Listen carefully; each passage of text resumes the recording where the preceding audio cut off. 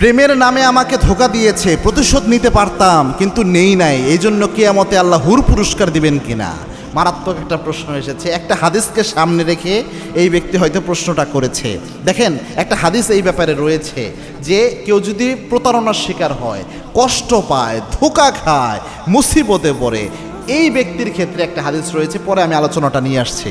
আল্লাহর হাবিব সাল্লাল্লাহু আলাইহি সাল্লাম জানিয়েছেন, কোনো ব্যক্তি যদি কারো থেকে আঘাত পায়, কষ্ট পায়, কিন্তু প্রতিশোধ নেওয়ার সুযোগ তার আছে, প্রতিশোধ নেওয়ার ক্ষমতা ওই ব্যক্তির আছে, ওই ব্যক্তি যদি প্রতিশোধ না নেয়, এটা যদি আল্লাহর হাতে ছেড়ে দেয়, আল্লাহ রব্বুল আলামিন কিয়ামতের এই কঠিন ময়দানে ওই ব্যক্তিকে জান্নাতের হুরদের মধ্যে ইচ্ছা অনুযায়ী হুর নেওয়ার জন্য আল্লাহ ওয়াদা দিয়েছেন। ইচ্ছা অনুযায়ী হুর নেওয়ার পুরস্কার আল্লাহ রব্বুল আলামিন তাকে দিবেন, এই ওয়াদা হাদিসে এসেছে।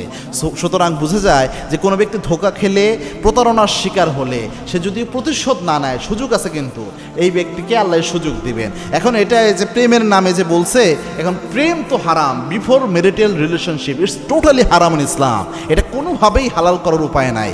এখন আপনি একজনের সাথে হারাম কাজ করছেন, আপনারা হয়তো আপনার সাথে প্রেম সে কন্টিনিউ করা নাই, সে হারাম থেকে বের হয়ে চলে গেছে, এটা কেমনে ধোঁকাবাজি হয় আমার বুঝার। যদি ব্যাপারটা এমন হয়, আপনাকে বিয়ের মিথ্যা আশ্বাস দিয়ে, অনেক মেয়ের সাথে যেটা হয়, বিয়ের মিথ্যা আশ্বাস দেয় ছেলেরা, কি দিয়ে তার সাথে শারীরিক সম্পর্ক করে, তার জীবনের সবচেয়ে দামের সম্পদ তার সতীত্ব, এটাকে কেড়ে নেয়, কিন্তু পরবর্তীতে বিয়ে করে না।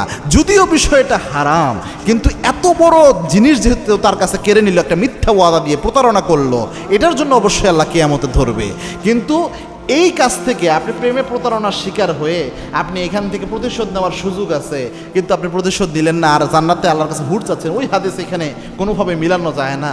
তবুও আল্লাহর কাছে ধৈর্য ধারণ করেন, আল্লাহর কাছে মাপ চান যে গুনাহগুলো হয়ে গিয়েছে, এবং যে আপনাকে ধোঁকা দিয়েছে, যদিও হারামভাবে দিয়েছে, তার হেদায়েতের জন্য দোয়া করেন, তার কল্যাণ চান, ইনশাল্লাহ আপনার জীবনেও আল্লাহ ভালো কিছু দান করে দেবেন।